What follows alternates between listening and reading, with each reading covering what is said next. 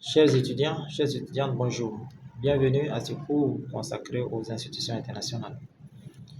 Ce cours dédié aux institutions internationales est un cours qui porte à la fois sur l'étude des théories sur les institutions internationales, mais aussi sur l'actualité, notamment des institutions internationales.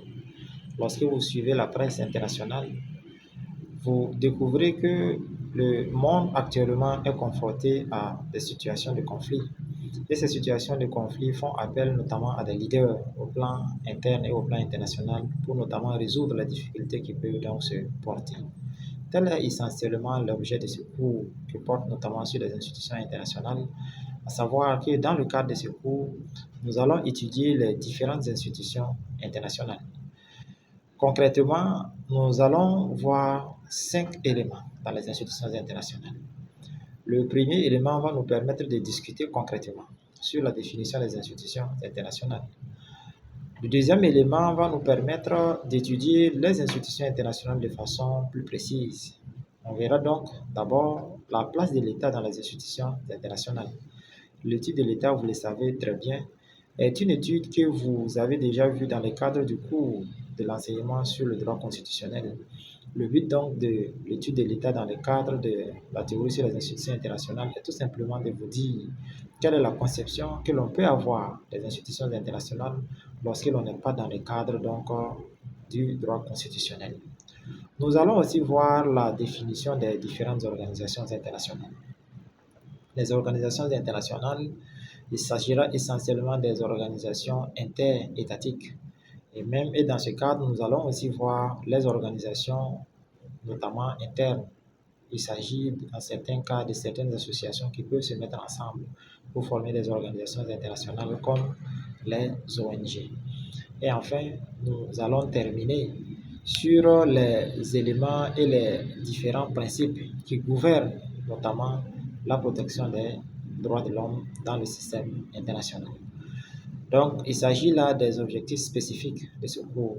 L'objectif général étant que, à la fin de ce cours, vous devez être en mesure de comprendre les institutions internationales dans leur fonctionnement. Pour vous permettre donc de comprendre assez facilement les différents éléments que je viens de dérouler, nous allons voir le cours en 2 parties. La première partie va nous permettre d'étudier les acteurs de la communauté internationale et dans la seconde partie, nous allons étudier les institutions internationales dans les relations internationales. L'approche donc pédagogique de ce cours est conçue suivant donc les modalités qui sont propres à la formation à distance, puisque vous savez très bien qu'il s'agit d'une formation à distance. Ce mode de formation va vous permettre d'apprendre à votre rythme, mais de façon relativement autonome. Ça veut dire donc que vous allez avoir une organisation personnelle, les cours étant donc à distance. Toutefois, nous vous recommandons d'adopter dans le cadre de la compréhension de ce cours un rythme d'apprentissage régulier dès le début, notamment du semestre. Il ne faut pas attendre.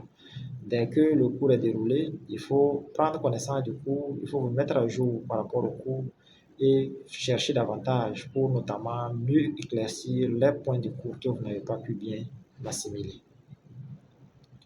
Vous devez aussi participer aux activités d'apprentissage collaboratif. Vous verrez donc sur la plateforme des activités d'apprentissage que j'ai mis sous chaque séquence qui peut vous permettre de travailler de façon individuelle et de façon donc collective pour comprendre davantage les différentes séquences donc qui seront déroulées.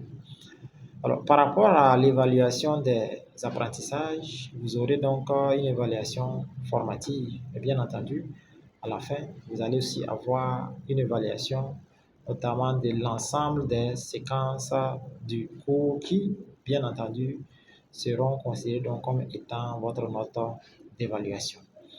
Je vous souhaite donc d'être concentré et de passer donc de très bonnes études, notamment au titre de l'année académique 2025-2026. À très bientôt donc pour pouvoir discuter davantage sur les différents éléments que je viens d'introduire. Merci beaucoup.